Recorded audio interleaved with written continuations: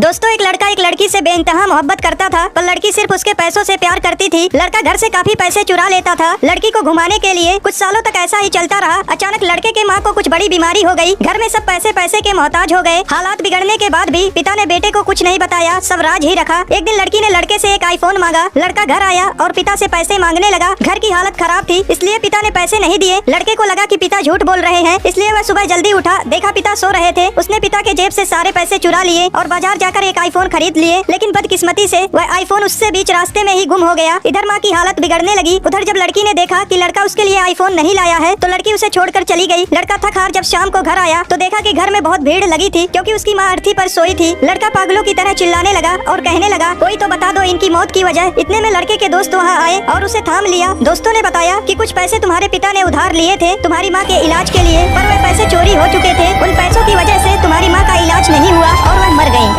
एक अंधी बूढ़ी औरत गॉड से प्रार्थना करती थी। एक दिन गॉड उसके सामने प्रकट हुए और बोले, मैं आपकी एक इच्छा पूरी कर सकता हूँ, मुझे बताओ कि आप क्या चाहती हो। बूढ़ी औरत ने कहा, मुझे नहीं पता कि मैं क्या मांगू, मुझे कुछ नहीं चाहिए। गॉड ने कहा, यदि आप नहीं जानती हैं कि आपको क्या मांगना है तो आप अपने बेटे और बहू से पूछ सकती हैं। बूढ़ी औरत अपने बेटे और बहू के पास गई और उन्हें सारा वाकया बताई। बेटे ने कहा, माँ आप धन मांग लो। बहू बोली, नहीं माँ आप एक पोता मांगो। बेटे ने फिर कहा, नहीं माँ धन मांगो। बूढ़ी औरत को कुछ समझ नहीं आ रहा था कि वह क्या मांगे, धन या पोता। बूढ़ी औरत ने सारी बात अपने दोस्त को बताई। दोस्त ने कहा, आप धन या पोता मत मांगो, आप दृष्टि मांगे ताकि आप देख सकें। बूढ़ी औरत ने इस पर सोच विचार किया। अगले दिन जब गॉड प्रकट हुए तो बूढ़ी औरत ने कहा, गॉड मैं अपने पोते को सोने के बेड पर बैठे हुए देखना चाहती हूँ। यह सुनकर गॉड भी हंस पड़े कि आपने एक ही इच्छा में सब कुछ मांग लिया।